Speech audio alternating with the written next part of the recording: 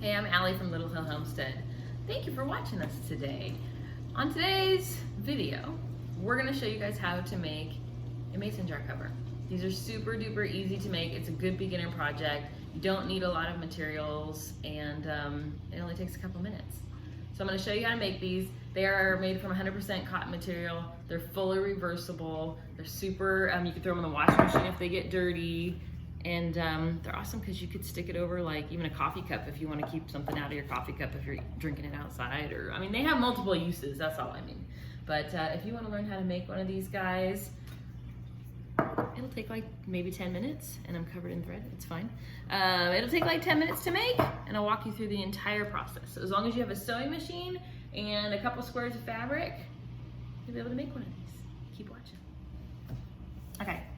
To make your own mason jar cover, you need 3 things.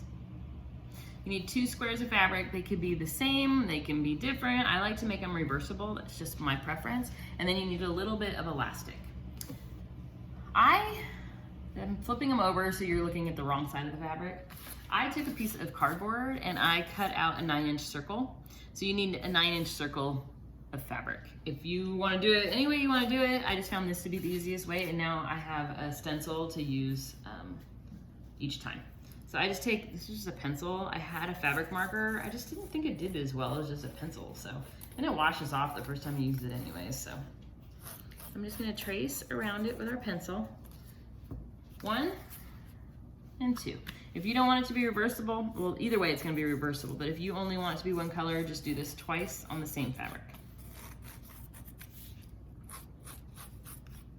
All right, I'm gonna cut out my circles and I'll bring you right back. All right, you guys, I cut out my 2 circles. Like I said, they're just 9-inch circles, 2 of them, and then you need 7 inches of just whatever size elastic. You can use a little bit thinner one. This is the one that I like to use. We're gonna take our 2 circles. You're gonna face this one up, and then this one I'm gonna face the pattern down. So your patterns are gonna be facing each other. What this is gonna be, we're gonna sew the circle around this, and then we're gonna flip it inside out so your fabric faces the right way when this is done. But it now looks like a tortilla. I'm gonna take this and my elastic, and we're gonna go over to the sewing machine. Okay guys, we're at my sewing machine. I'm hoping you guys can see okay. I have my 2 pieces of fabric put together. I am gonna put my foot down. I sew, let me show you guys. This one, like basically with the edge of my foot, even with the fabric. You can go in a little bit more if you want. I just find this to be just easy to watch it run through. You're gonna leave a space to flip this. So we're gonna go forward a couple of stitches and then back a couple of stitches. And that's gonna secure it so that when we flip it, it won't pull the stitches out. Now you're just gonna go around in a circle at whatever speed you're comfortable. And then the main thing you're looking to do is make sure that it's sewing through both pieces of fabric. You can pin it if you are more comfortable doing that. Your sewing machine should be able to sew through a pin if it's running the right direction. But I prefer just to do it this way and kind of eyeball it.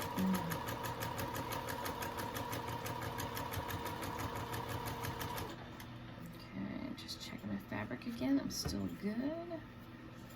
Okay, just keep sewing. You can do a 1/2-inch seam, you can do whatever seam allowance you kind of want here. You don't want to go too big or your ruffle is going to get really small. Okay, we're getting close to the end. Oops. So, our original stitch is right here where my finger is. We want to leave enough of a gap to be able to flip this. And so, I'm going to sew a little bit more to get us a little closer. So what is that? I don't know. There. Let me measure that so that I can tell you how far of a gap I'm leaving.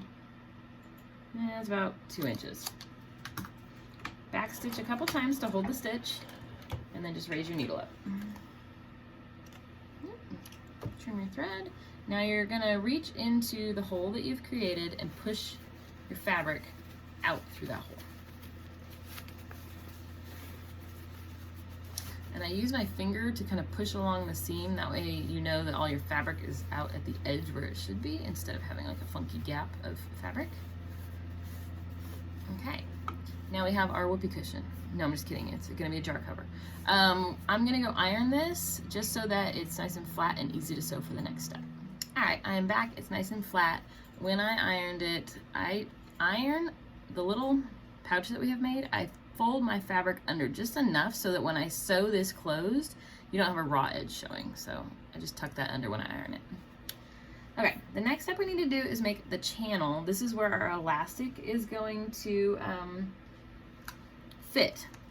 We need to sew 2 circles to do this. We need one at 1.5 inches, which on my machine, whoop, is way over here. So I pick, like on mine, it has a little screw hole. You can't see it. There's a little screw hole at my 1.5 mark. I'm just gonna follow that as my guide. You wanna make sure that you're sewing this circle where the pocket is so that we can put our elastic in there without any issues. So I'm gonna drop my needle. This one, you're gonna go all the way around the circle. So back it up and then go around all the way in a circle.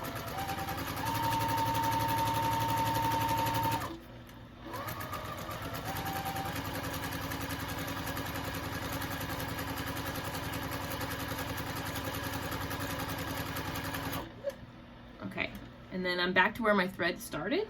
So I'm gonna back it up and then lift my needle. So we have a complete circle. Now our next stitch that we're gonna do is gonna be an inch, well, it's a 1/2 inch in from the edge, or 1 inch farther out than where we just sewed. So same thing, you wanna start where your pocket was, and you wanna do 1 inch from where that was, where your first circle was.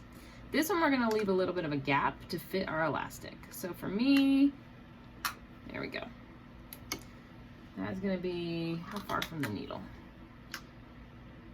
For me, that's gonna be 3/4 of an inch in from the edge of my thing, but basically you need an inch channel. So this one, like I said, you're gonna go forward, back it up, and then sew around a circle, but don't finish the circle.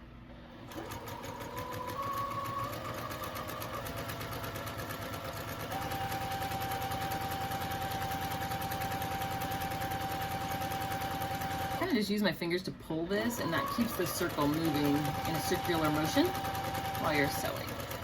Okay, my original stitch is way over here, so I have a little more to go. You want to leave like maybe a 1/2 inch to be able to fit your elastic in there easily. So I backtracked and went forward a little bit. Lift my needle up. And let me trim these to show you what I just did. All right, so if you can see, my bottom one is a finished circle. This one I left that little gap right there. And what we're gonna do with that is we're gonna, let me trim up these other threads. I hate loose threads, it drives me crazy. Okay, I have our 7-inch piece of elastic. I'm gonna take a safety pin and put it on the end of it. We're gonna use this to guide our elastic through that hole. So you're gonna put it into the hole that you've made, and it will fit between this channel and this channel in that little, well, in the channel you just made. And you're gonna bunch it with your fingers. You're gonna move that safety pin through and then pull. Do that a little bit and then pull again. But do you see how our elastic is getting really close to getting sucked in that hole? I just take either another safety pin, or I have these little quilt clips, and I'll just stick one of those on the end so it doesn't get sucked into nowhere land. All right, so I just clip that so I don't lose it. Boop. So we'll just finish rotating this all the way around the circle. Jar covers are much easier to thread than a bowl cover, just because it's so much less fabric. All right, we're almost there.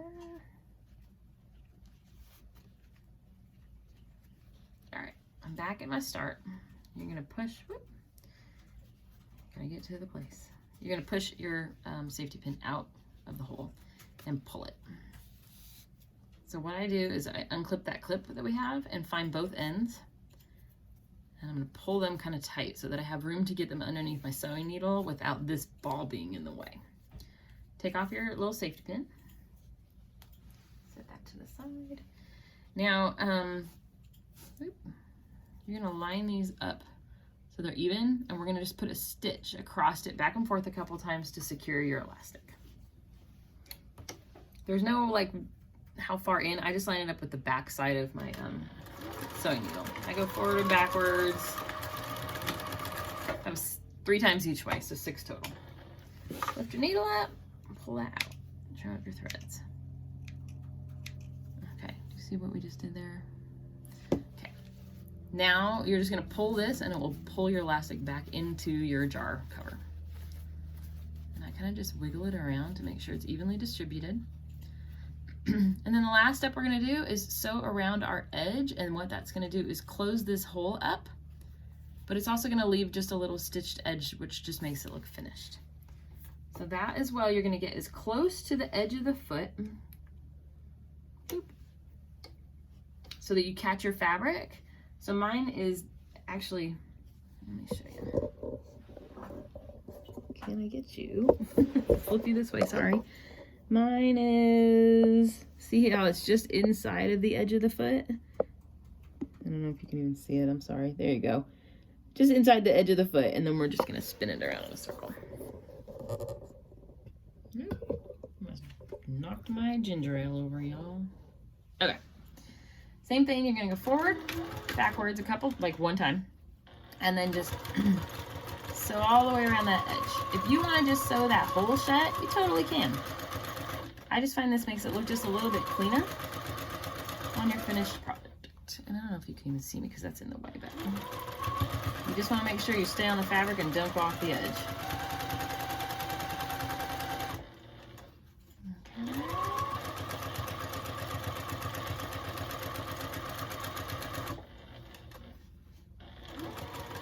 You guys, these are my very first sewing tutorials, so if there's pointers that would make it easier for you guys to follow along, just let me know in the comments.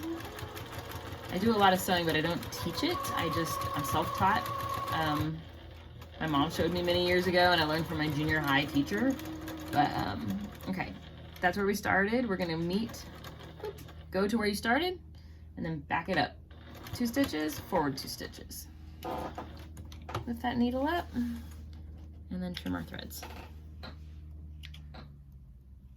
I forgot to put on my readers. I usually wear readers when I'm sewing because all of a sudden at 40-something years old, I can't see it close anymore. You guys know what I'm talking about if you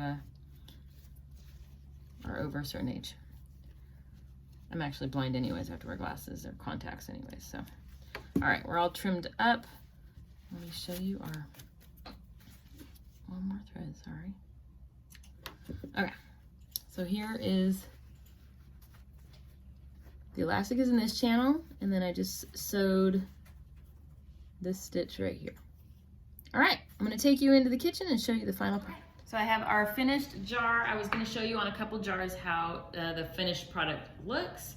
This is the very bottom remnants of some candied jalapeno. If you guys haven't made candied jalapeno, you absolutely should, it's delicious. So this is a tiny little jar, so it's gonna look a little funny on it, but that narrow, it fits perfectly. I mean, isn't she cute? This is a wide mouth jar. It's a narrow jar that I had, but it is a wide mouth top. All right, so it fits a little more snug on the top of that one. Oh, I found another thread. And then let me show you on a weck jar as well, just so that you guys know this will fit on any style. This is my this is Vincent Van Dough. He's our sourdough starter, but we call him Vinny.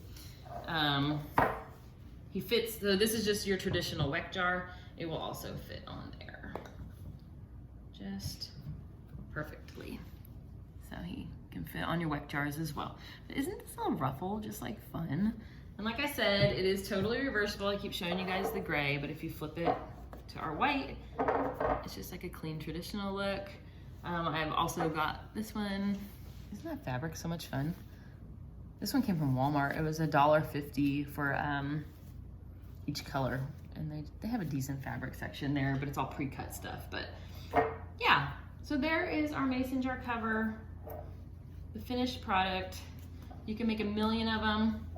I mean, if you're gonna give away like some homemade preserves or something for Christmas, or just, you know, housewarming gift or something like that, how cute would that be? Ooh, hold on, let me show you something.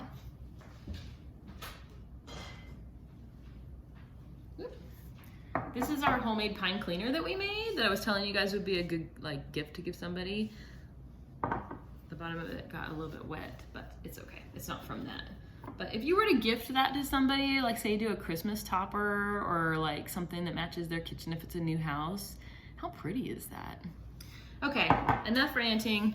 Thank you so much for watching Little Hill Homestead. If you have any ideas of things you want to learn to sew that are kind of basic, I would love to teach you guys. I do love sewing. So, and then any pointers if you're like, oh, if you could get better light or put it at this angle or I don't know, whatever you guys want.